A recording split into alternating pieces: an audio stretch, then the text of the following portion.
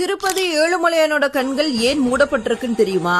திருப்பதி பெருமாளோட கண்களுக்கு மிகுந்த தெய்வீக ஆற்றல் இருப்பதாக நம்பப்படுது.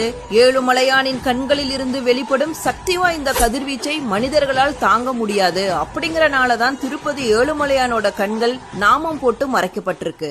ஆனா வியாழக்கிழமை மட்டும் திருப்பதி பெருமாளோட கண்கள் திறந்திருக்கும். இதற்கான காரணம் என்னன்னா, வியாழக்கிழமை காலை பெருமாளுக்கு திருப்பாவாடை சேவை நடைபெறும். இதை அன்னக்கூடோத்சவம் சொல்லுவாங்க. வியாழக்கிழமை காலை 6 மணிக்கு திருப்பதி ஏழுமலையான் அணிந்துள்ள ஆபரணங்கள் எல்லாத்தையும் கலைந்துருவாங்க. பின்னர் பெருமாளுக்கு இடப்படும் நாமத்தோட அளவை நன்றாக குறைத்து கண்கள் நன்றாக தெரியும்படி செய்வாங்க. வெங்கடேச பெருமாளுக்கு எதிராக மலை போல புளியோதரையை குவித்து வைப்பாங்க.